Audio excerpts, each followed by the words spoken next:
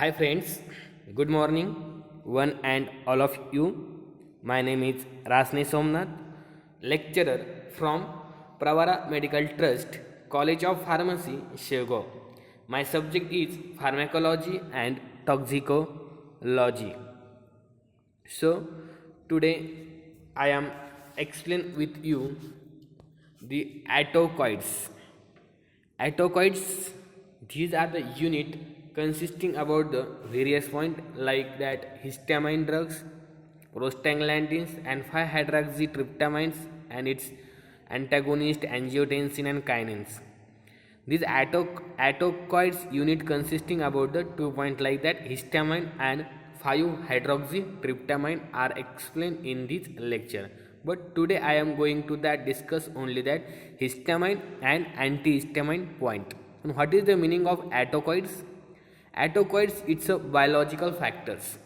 Atocoids काय it's a biological factors and which act as a local hormone. ॲटोकॉइड्स म्हणजे काय it's act as a local hormones. त्यामध्ये histamine असेल, 5-हायड्रॉक्झिट्रिप्टामाइन असेल किंवा प्रोस्टॅग्लॅन्डिन असेल. हे काय लोकल हार्मोन्स आहेत near by the local synthesis and that's having a use by the various tissue.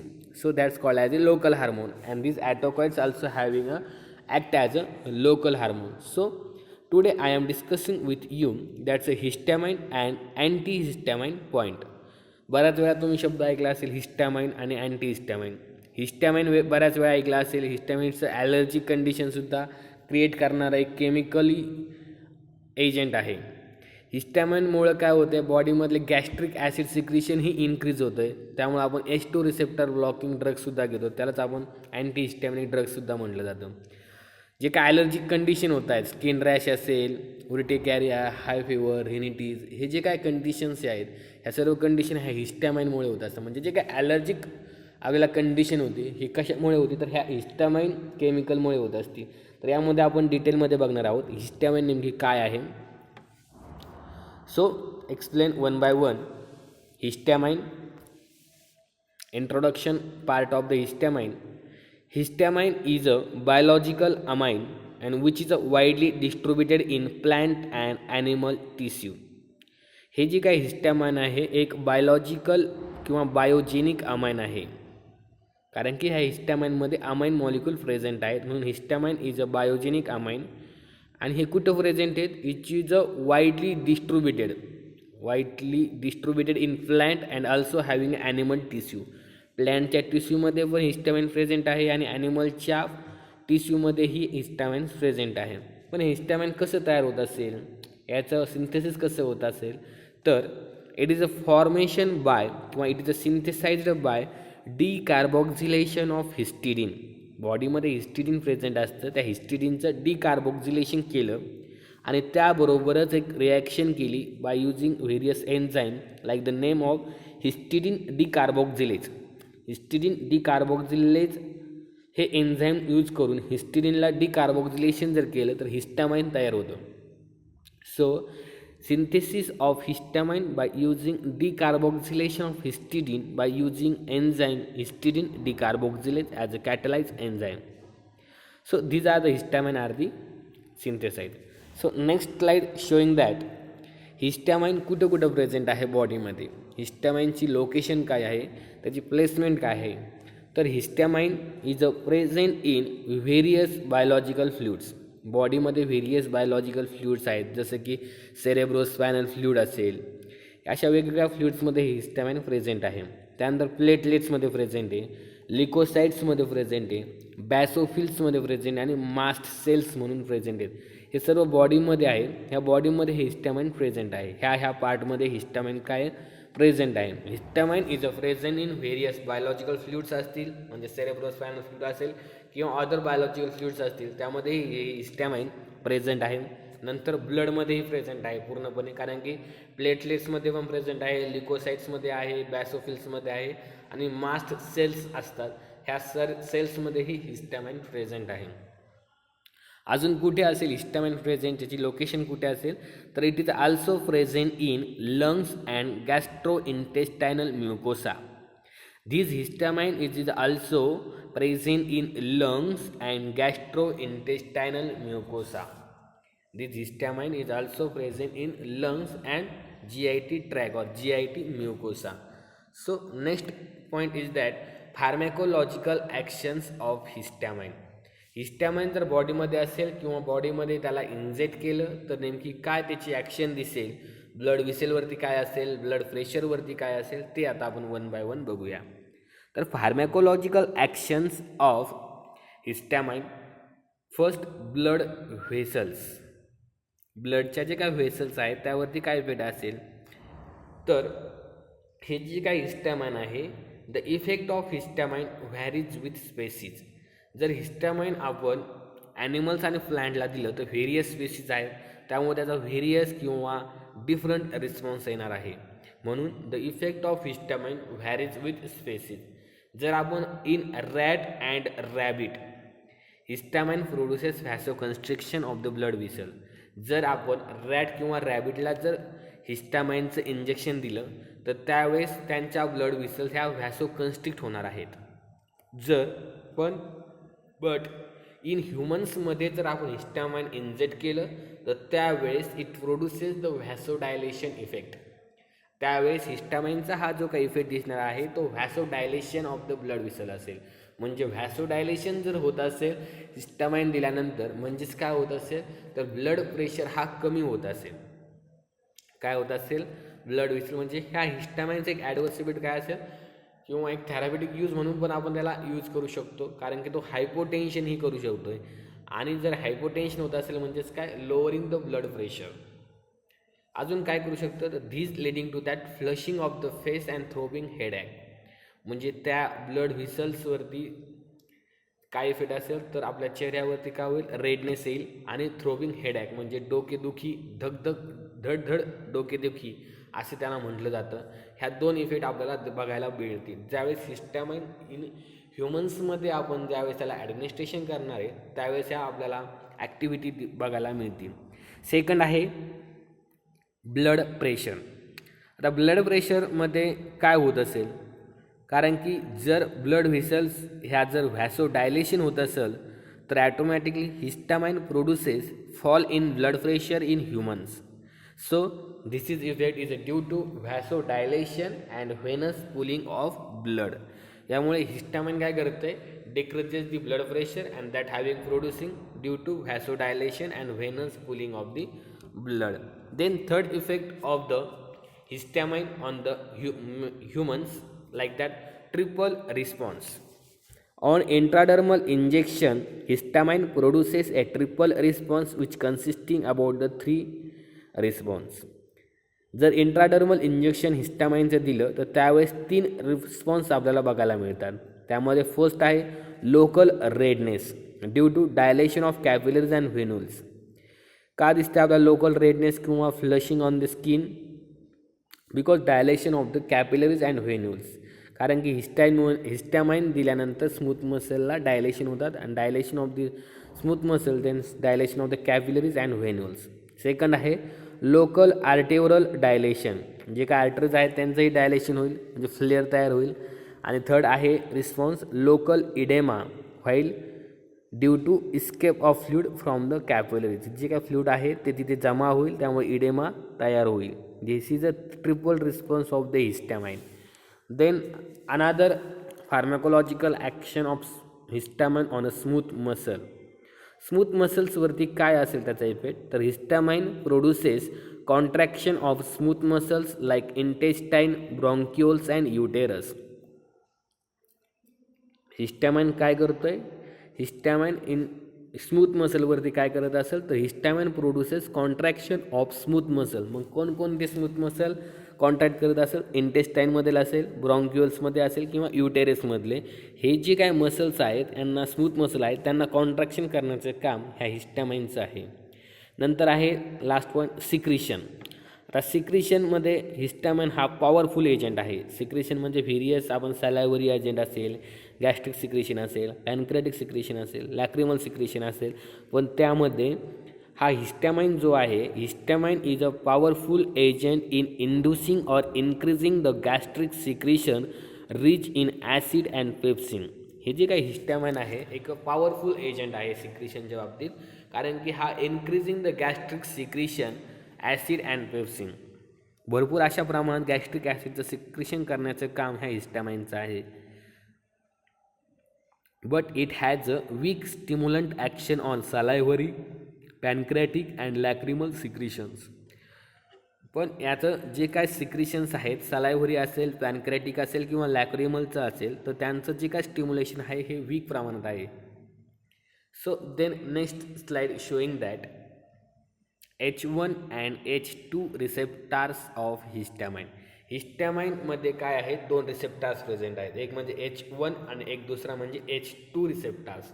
म्हणजे हिस्टॅमाइनला जर वर्किंग करायचं असेल, त्याला रिस्पॉन्स द्यायचा असेल, तर त्यासाठी रिसेप्टार महत्त्वाचे आहेत आणि त्या रिसेप्टारमध्ये त्याला दोन रिसेप्टार मिळाले आहेत, एक म्हणजे H1 रिसेप्टार आणि दुसरा म्हणजे H2 रिसेप्टार. तर ते आता आपण बघूया. Histamine is known to act on two types of receptor, एक म्हणजे H1 receptor and H2 receptor. मग H1 रिसेप्टार काय काम करतो, H2 रिसेप्टार काय काम करतो ते आपण बघूया. H1 receptor mediates the action of histamine on smooth muscle. हा जो काय H1 रिसेप्टार आहे हा फक्त स्मूथ मसलवरतीच वर्किंग करतो.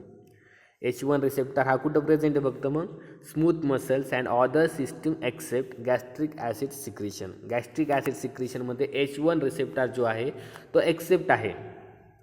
मग ही जी काय ॲक्शन आहे H1 रिसेप्टारची, म्हणजे तो स्मूथ मसलला काय कॉन्ट्रॅक्शन करत असेल किंवा डायलेशन करत असेल, ही जी काय सिस्टीम आहे, ही जी काय ॲक्शन आहे ती आपल्याला जर ब्लॉक करायची असेल, तर त्यासाठी आपण धीज ॲक्शन म्हणजे H1 receptor mediate the action of histamine on a smooth muscle, म्हणजे स्मूथ मसलवरती हिस्टॅमाइनची ॲक्शन दाखवतं.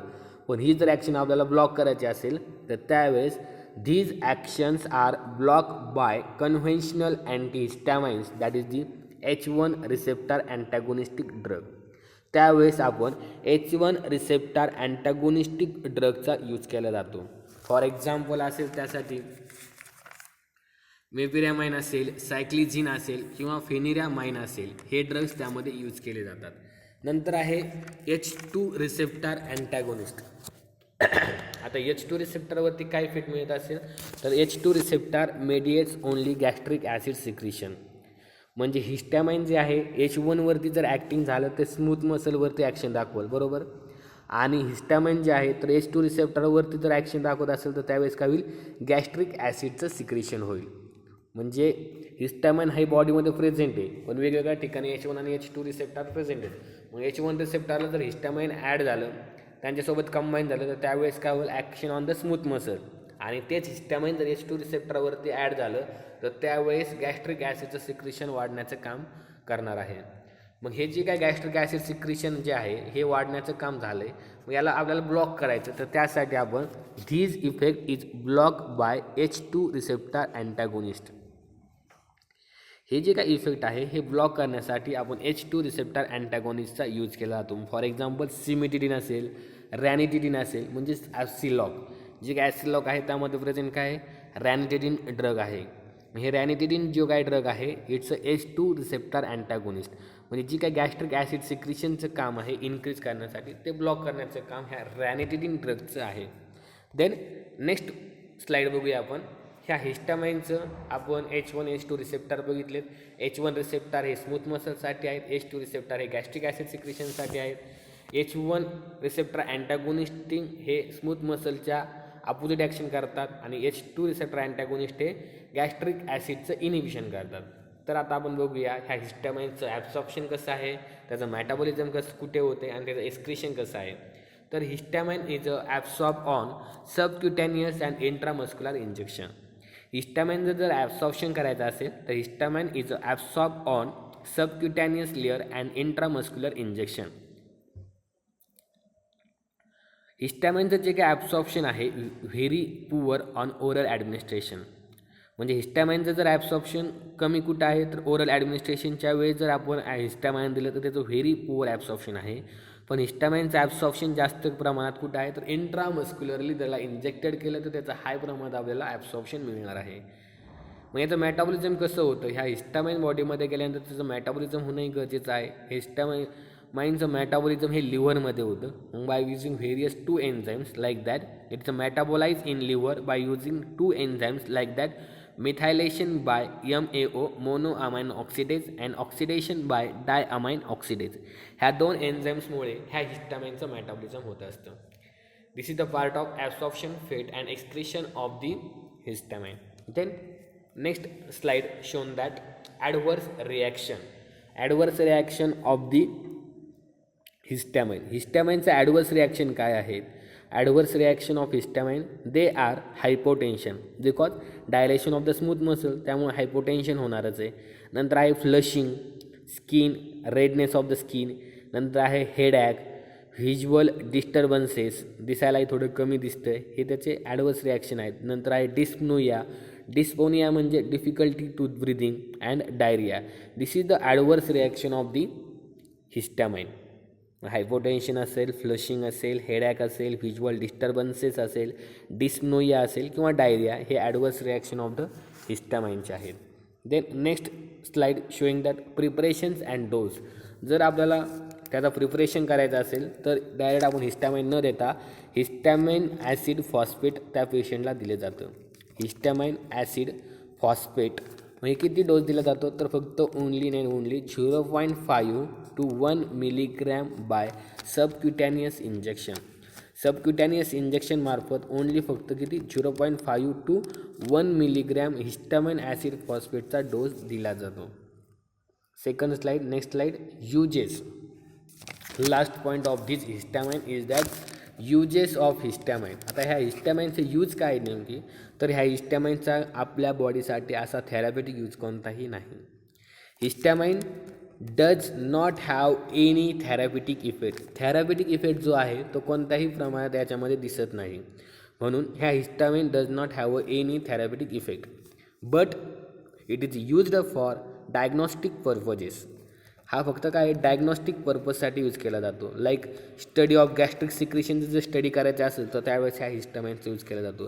किंवा डायग्नॉसिस ऑफ लेप्रसी, लेप्रसीचं जर डायग्नोसिस करायचं असेल तर त्यावेळेस ह्या हिस्टॅमाइनचा यूज केला जातो. कारण की त्यावेळेस ज्या पेशंटला लेप्रसी झाला असेल त्यावेळेस हे ट्रिपल रिस्पॉन्स त्या पेशंट दाखवत नाही किंवा ट्रिपल रिस्पॉन्स त्यावेळेस तो अब्सेंट राहतो. अँड लास्टला आहे फोइएक्रोमोसायटोमा, यासाठीही तो यूज केला जातो. Phaeochromocytoma it's use for the फोइओसायटोक्रोमा म्हणजे काय तर it's a hormone secreting tumour that can occur in adrenal glands, that is called as phaeochromocytoma. याचंही डायग्नोसिस केलं जातं by using this histamine drugs, histamine chemical. Then showing that next point that is the anti histamines. आता आपण हिस्टॅमाइन बघितलं, त्याचं काय आहे, त्याचे कोणते एक्झाम्पल आहे, त्याचे काय काय हिस्टॅमाइन आहे. हिस्टॅमाइनमध्ये त्याचं आपण मेकॅनिझम ऑफ ॲक्शन बघितली, त्यानंतर त्याच्यामध्ये आपण त्याचं ॲब्सॉर्प्शन कसं होतं, मेटाबॉलिझम कसं होतं, त्याचं ॲडवर्स रिॲक्शन काय आहे, त्याचे युजेस काय आहेत, हे सर्व गोष्टी आपण त्यामध्ये बघितल्यात. आता आपल्याला बघायचं अँटी हिस्टॅमाइन्स.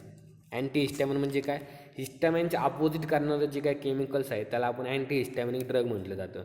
मग त्यामध्ये कोणकोणते आहेत तर त्याचे इंट्रोडक्टरी पार्ट बघू आणि अँटी हिस्टॅमाइनचं क्लासिफिकेशन बघू.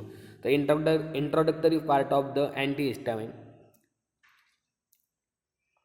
Antihistamines are the drugs which antagonize the action of histamine that is liberated in the body. म्हणजे हिस्टॅमाइनची जी काही ॲक्शन आहे त्याला अँटेगोनिज किंवा त्याचे अपोजिट करायचं असेल तर त्यासाठी आपल्याला अँटीहिस्टॅमाइन ड्रग यूज करावं लागतात. तर मग त्यामध्ये द कन्व्हेन्शनल अँटीहिस्टॅमाइन्स आर H1 अँटीहिस्टॅमाइन. म्हणजे कन्व्हेन्शनल म्हणजे 1980च्या अगोदर जे काही यूज करत होते, 1980च्या अगोदर H1 अँटीहिस्टॅमाइन त्यासाठी यूज करत होते. आणि they are mainly use in the symptomatic relief of allergic disorder.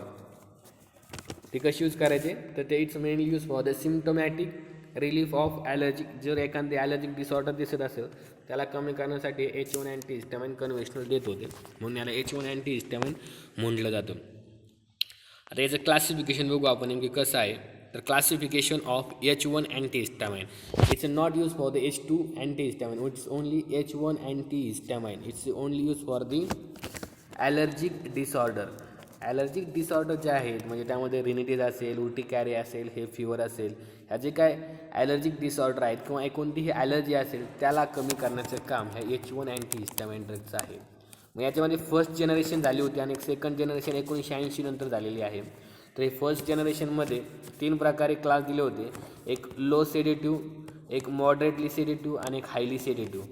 म्हणून हे जे काही ड्रग्स आहेत हे सेडेटिव्ह ॲक्शन दाखवतात. सेडेटिव्ह म्हणजे काल्मिंग ऑफ द इफेक्ट, म्हणजे त्या पेशंटला झोप येण्याचे चान्सेस आहेत. म्हणून फर्स्ट जनरेशन किंवा अँटीहिस्टॅमिनिक जे काही H1 अँटीहिस्टॅमिनिक ड्रग आहेत, हे ड्रग घेतल्यानंतर, हे ड्रग ॲडमिनिस्ट्रेशन केल्यानंतर त्या पेशंटनी कोणतंही स्किलिंग वर्क जे असेल ते करू नये असं सल्ला दिला जात असतो.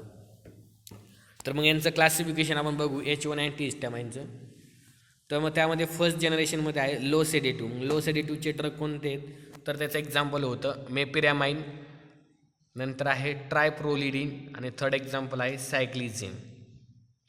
सेकंड क्लास आहे फर्स्ट जनरेशनमधला मॉडरेटली सेडेटिव्ह. त्यामध्ये एक्झाम्पल आहेत फेनिरॅमाइन, मेकिलीझाइन, बक्लीझाइन आणि सिनॅराझिन.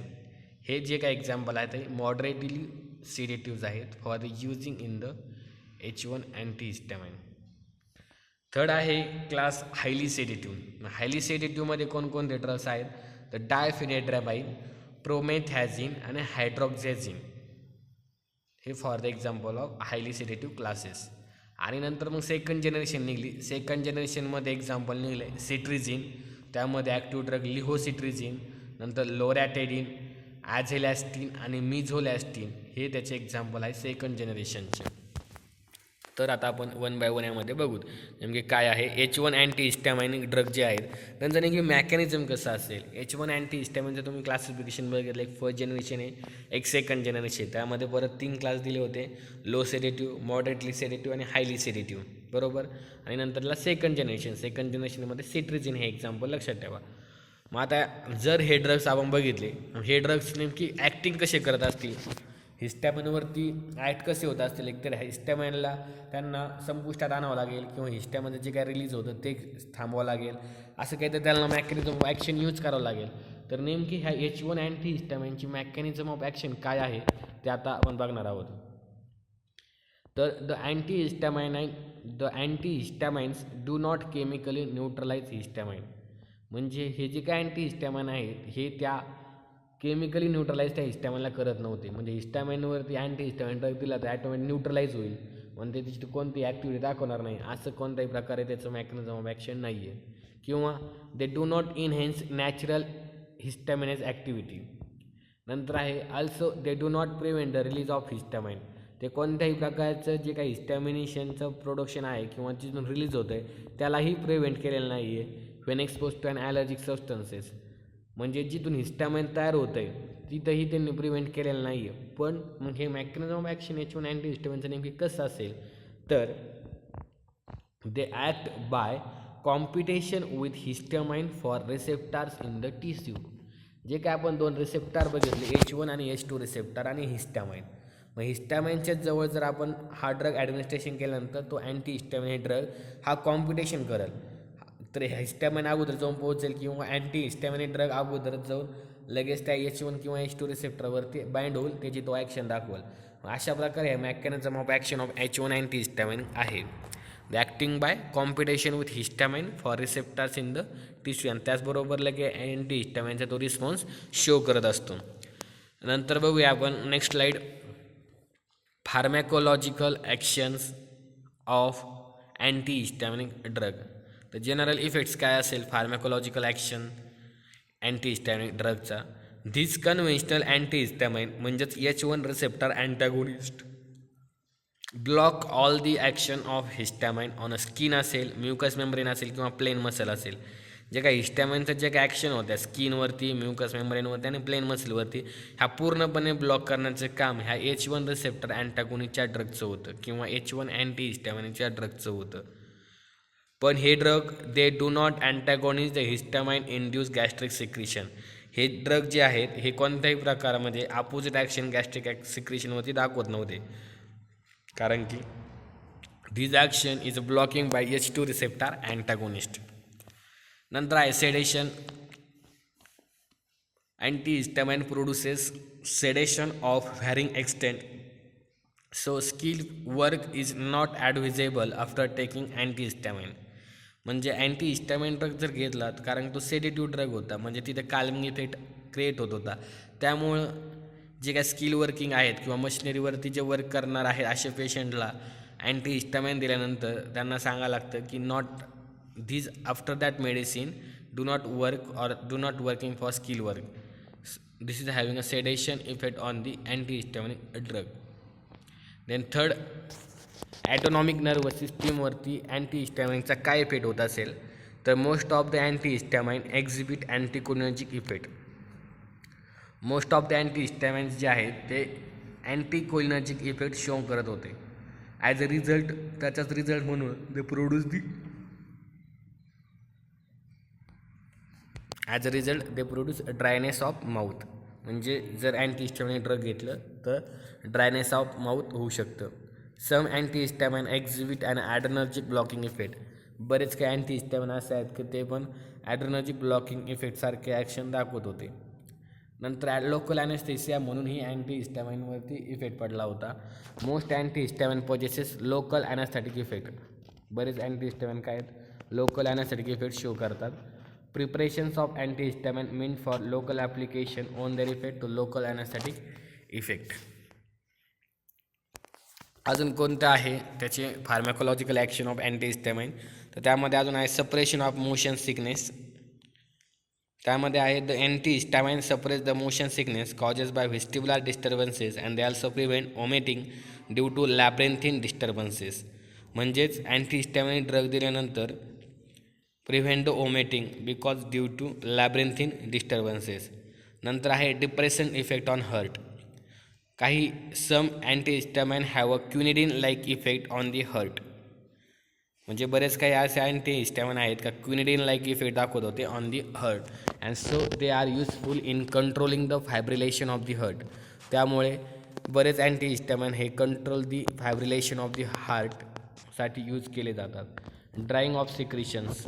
अँटीहिस्टॅमाइन ड्रग हे जे काय आहेत हे काय करतात, drying of the secretion. Antihistamines produces dryness of the mouth and they also produce drying of nasal secretion, hence they are used in cold cures.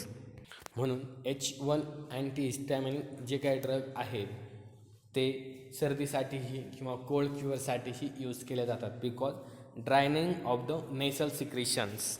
So it's use as a cold cures म्हणूनही use केले जातात. Then next slide showing that absorption, metabolism and excretion of the antihistaminic drug. Antihistamines are the effectively absorbed after oral and parenteral administration. जे काही H1 अँटीहिस्टॅमिन आहेत हे orally किंवा पॅरेंटरली दोन्हीही effectively absorb आहेत. They achieve high concentration in the lungs. यांचं highest concentration बॉडीमध्ये दिल्यानंतर हे लंग्समध्ये असत. They are also distributed in spleen, kidney, brain, liver and muscles. It's also having distributed in the spleen organ, kidney organ, brain, livers and muscles.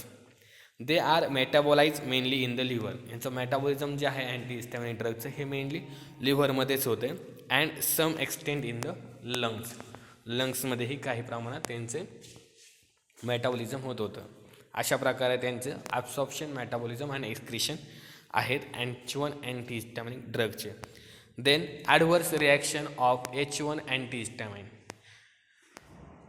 तर त्यामध्ये आहे gastrointestinal disturbances like nausea, anorexia and epigastric pain. हे adverse reaction कशाचे आहेत, H1 antihistaminic ड्रगचे. नंतर आहे cardiovascular symptoms like hypotension आणि पाल्पिटेशन. हेही त्यांचेच ॲडव्हर्स इफेक्ट आहेत. Blood dyscrasias like agranulocytosis, leukopenia आणि haemolytic anaemia. This is also having adverse reaction of H1 antihistamine. Then dryness of nose, mouth and eyes. This is also adverse reaction of the H1 antihistaminic drug. And sedation and drowsiness. This is also having adverse reaction of the H1 antihistaminic drug. Then therapeutic uses of the H1 antihistamine. H1 अँटीहिस्टॅमाइनचा therapeutic use नेमकी काय आहे ते बघूया आपण. तर it is a use for the symptomatic relief of allergic disorders like urticaria, hay fever and rhinitis. म्हणजे हा H1 antihistaminic are the use for the allergic disorders like urticaria. Urticaria म्हणजे काय, स्किनमध्ये जे काय रॅशेस येतात त्यांना कमी करण्याचं काम ह्या H1 अँटीहिस्टॅमाइनचं आहे. हाय फीवर म्हणजे काय, ॲलर्जिक रिस्पॉन्स जे आहेत, काही एखादा फूड घेतलं, एखादं मेडिसिन घेतलं तर त्याच्यावरती जे काय ॲलर्जिक रिस्पॉन्स दिसतात that is called as the hay fever.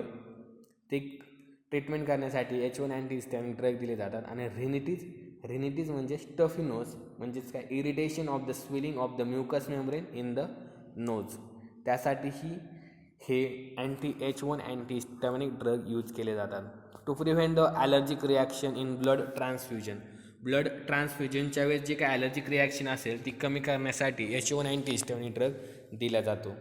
It is also having management of the vomiting due to motion sickness. Motion सिकनेसच्या वेळेस जे काय ओमेटिंग आहे तेव्हा मॅनेजमेंट करण्याचं काम ह्या H1 अँटीहिस्टॅमिनिक ड्रगचं आहे. It is also use in a common cold to inhibit the nasal discharge. It is also use in the common cold to inhibit nasal discharge. Then next point, second generation antihistamine. आत्तापर्यंत आपण first generation अँटीहिस्टॅमाइन बघितलं. आता हे second generation अँटीहिस्टॅमाइनचं example आपण बघूया. These are H1 antihistamine marketed after 1980. They have one or more of the following property. बऱ्याच अशा त्यांच्या वेगवेगळ्या प्रॉपर्टीज आहेत सेकंड जनरेशनमध्ये. हे हायर सिलेक्टिव्हिटी आहेत H1 रिसेप्टरसाठी. नो अँटी कोलिनर्जिक इफेक्ट, यामध्ये ते अँटी कोलिनर्जिक इफेक्ट जो आहे तो शो करत नाही, जसे की कन्व्हेन्शनल म्हणजे फर्स्ट जनरेशनमधले ड्रग्स दाखवत होते. यामध्ये कोणत्याही प्रकारचा तुम्हाला सेंट्रल नर्वस सिस्टीमवरती डिप्रेशन इफेक्ट दिसणार नाही. आणि थर्ड आहे last, additional anti allergic mechanism other than histamine blockage. Anti allergic मेकॅनिझममध्येही यामध्ये शो केलं जातं. अशा वेगवेगळ्या प्रॉपर्टी ह्या सेकंड जनरेशनच्या ड्रगमध्ये आहे. फॉर एक्झाम्पल सिट्रिजिन आहे त्यामध्ये. ॲडव्हान्टेजेस काय आहे सेकंड जनरेशनचे, तर यामध्ये no impairment of psychomotor performance, no sleepiness and no potentiation of alcohol or benzodiazepines. त्यामध्ये ड्रग होता सिट्रिजिन. तर त्या सिट्रिजिनबद्दल आपण बघूया. Cetirizine it is a carboxylated metabolite of hydroxyzine. It has a good affinity for peripheral H1 receptors. Penetration into brain is a poor. ब्रेनमध्ये जाण्यासाठी याचं जे काय पुअर आहे. It does not produce arrhythmias condition. Indications काय आहेत, तर upper respiratory allergies, pollinosis, urticaria and डर्मॅटिटीसाठी हे सिट्रिजिन यूज केला जाऊ शकतो. Levocetirizine is the active R negative म्हणजेच levocetirizine enantiomers of cetirizine and it is effective in at half the dose and also side effect are the very less. म्हणजे सिट्रिजिनचे जे काय side effect आहेत हे कमी आहेत. त्याचा जो काय डोस आहे तो हाफमध्येच घ्यायचा आहे. सिट्रिजिनमध्ये एक लिहोसिट्रिजिन आणि एक डेस्ट्रोसिट्रिजिन आहे. तर लिहोसिट्रिजिन ही मोर ॲक्टिव्ह आहे एन्शॉमर त्याचा. या सिट्रिजिन जर घेतला तर त्यामध्ये कोणत्याही प्रकारचा ॲरेथमियाचा जो काय कंडिशन आहे ते प्रोड्यूस होणार नाही. ब्रेनमध्ये त्याचं जे काय पेनिट्रेशन पॉवर आहे तो कमी आहे आणि गुड ॲफिनिटी आहे फॉर द H1 रिसेप्टर. हे आता आपण सर्व बघितलं H1 रिसेप्टरसाठी. नंतर आहे H2 रिसेप्टर अँटॅगोनिस्ट. आता H2 रिसेप्टर अँटॅगोनिस्टमध्ये एक्झाम्पल आहे सिमिटिडिन, रॅनिटिडिन and फोमोटिडिन. these are the drugs which belonging to these groups and these drugs specifically block the histamine induce gastric acid secretion and these drug having decreases the gastric acid secretion. For example, cimetidine, ranitidine and famotidine. This is also overall the chapter of histamine and antihistamine. First, the unit consisting about atocoids consist about histamine or antihistamine point are the cover. Then tomorrow lecture or next lecture explain that the 5-hydroxytryptamine atocoids. So are you sure up to here? So next point uploaded in next lecture. Thank you so much.